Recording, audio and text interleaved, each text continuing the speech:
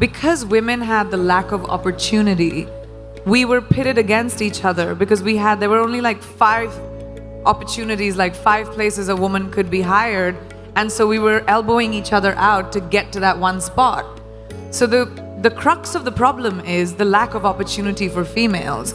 And the more opportunity we create for each other, the more sisterhood will grow. We're 50% of the world's population. We need to be represented in every field like that.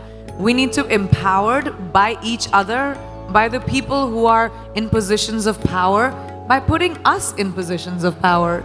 So I realized many, many years ago that the more I champion women in my own small way, maybe I'll be able to create a world around me at least where, women run the show, because we kind of do it really well. We just aren't given the opportunity enough. So every generation of women somehow has to fight for the right of empowerment for the next generation of women.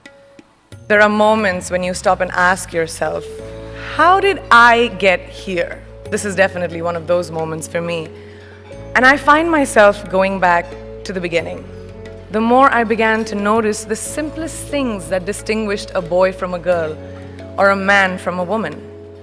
For example, girls were pulled out of school when they hit puberty because they were considered ready for marriage and babies. That's 12 and 13, while boys still enjoyed their childhood. Or basic human rights such as healthcare were denied just because they were women. Fast forward a few years and many, many triggers in between. Like a producer-director, for example, early on in my career, I must have been about 18 or 19, telling me that if I didn't agree to the ridiculous terms or painfully low salary in his movie, that he would just replace me. Because girls are replaceable in the entertainment business. That was a memorable one. Made me decide to make myself irreplaceable. But I think what really moved the needle for me was an encounter with my housekeeper's daughter. About 12 years ago, I came home from set early one day and she was sitting in my library reading a book. And she must have been 8 or 9 years old, and I knew she loved reading. So I asked her, I was like, it's a weekday, why aren't you in school? And she said, oh, I don't go to school anymore.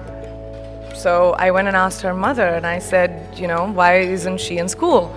And her mom said that her family couldn't afford to send her and her brothers to school, so they chose the boys.